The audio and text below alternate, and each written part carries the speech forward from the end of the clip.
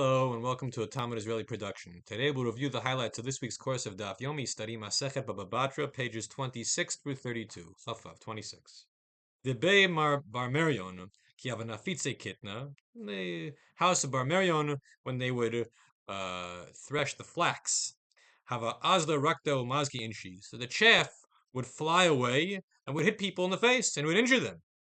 Atu lekame de Ravina. They went before Ravina for adjudication. Do they owe any money for having hurt these people? Amalahu kiamina mother Rabbi Yossi begira delay. Well, his response was, when Rabbi Yossi concedes that people have to pay damages for their arrows, and they can't just say to the injured party, well, it was your fault for getting in the way, that only holds true that the damager really is considered a damager when it was his own force, his koach, which thrust the item that struck the other party. But in this instance, with the chaff from the straw, it was the wind that carried it in a certain direction. That the owner of the chaff or the workers do not intend for it to go fly far, far away. They would be happy for it to drop right there. It just so happens the wind takes it in a certain direction and people got injured. 27. What happens if you have a tree hanging over the neighbor's property?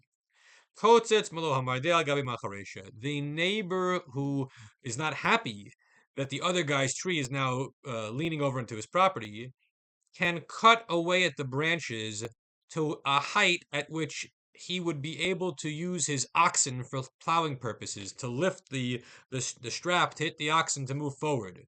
However high that might be. It's not up to the sky, it's enough for allow convenient agricultural usage. But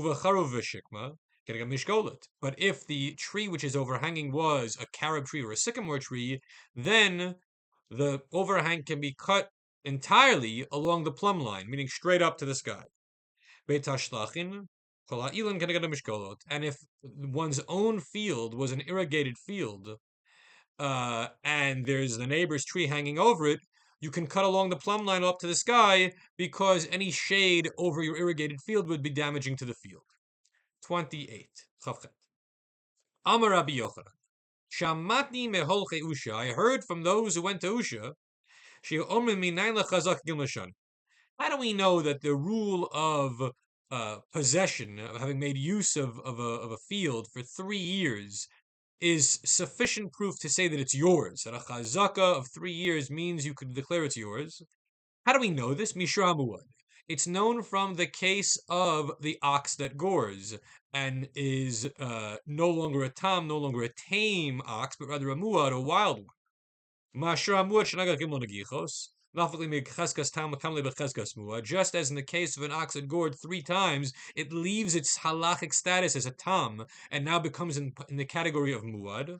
Hachanami here also, kevan de achlet shnin, in the case of a field, now that you've eaten the yield for 3 consecutive years, nafak le mireshut mokev akam mishut lokech, the ownership goes from that of the seller to that of the purported buyer. Now, we don't actually know for sure that the other guy who's claiming it was a seller and this guy who has it now is a buyer, but he's asserting that it's mine because he claimed he bought it. 29. On this daf, Chavtet, we find in the column of the Gemara, of the printed Gemaras, Ad Kan Perush Rashi. Up until this juncture, the commentary on Bava Batra was written by Rabbi Shlomo Yitzchaki Rashi, who died in the year 1105. Ad Kan Perush Rashi Zatzal, Mikan Ve'elach, from this point forward, meaning the remainder of this page and the rest of the pages of the tractate, Perush Rabbeinu Shmuel Bar Meir. It is the commentary of the Rashbam, Rashi's grandson. So here we find a break in the authorship, but as far as the layout of the printed page goes, other than this one indicator, there's no other indication. It looks the same. You could open up a page after page 29 and think that you're looking at Rashi, when in fact you're looking at that of the Rashbam. 30. Lamed. Amar Rava. Avidi inshi de karle shni tuva shne chazaka. It is common for people to reference many years as being shnei chazaka, years that fulfill the requirement of a chazaka to obtain ownership. Meaning, it's not exactly 3 years. It could be 4, it could be 5, it could be 6, it could be 7. When the person says, I satisfy the shnei chazaka, it means 3 and beyond. So if there's evidence of a transaction from, let's say, 7 years ago, and the person said, I did Shnei Chazaka, it doesn't mean he's referring only to 3 and that this document is contradicting his assertion. It's consistent with his assertion. Lamed Alf. Ze omer shel avotai, v'ze omer shel avotai.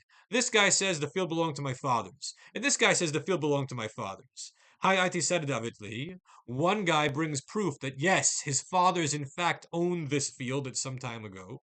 V'hai iti sadi da'ach l'shnei chazaka, and the other one brings proof that he consumed the yield of the field for the past 3 years to satisfy the chazaka requirement. Now the question is, who do we believe? Who's the owner here? Amar Rabba. Malo l'shaker, the one who adduced proof by way of witnesses that he satisfied the chazaka requirement, we say about him, he did. Why would he lie? He has no reason to lie, therefore we'll believe him. Because what he could have said was, yes, I bought it from you a number of years ago, and I have satisfied the chazaka requirement of eating the yield for 3 years. And I just said whatever I said because I felt like saying it belonged to my ancestors. But in fact, it's mine. And by way of chazaka, I could have said that. So Abaye's response is, Mali in the face of witnesses to the contrary, we do not apply the concept of Mali l'shakir. Why would I lie? Rather, we say, he did lie, and therefore he loses out. Lamed Bet, 32. A pair of witnesses, and you need a pair for it to be witnessing, has to come at the same time and testify together. Not literally when they're in the same room at the same time, because the two witnesses have to not hear each other. One is waiting in an anteroom to come in and be brought forth when the first guy finishes. But they have to arrive at the same time and on the same day offer their testimony. Rabbi Natan Omer, Rabbi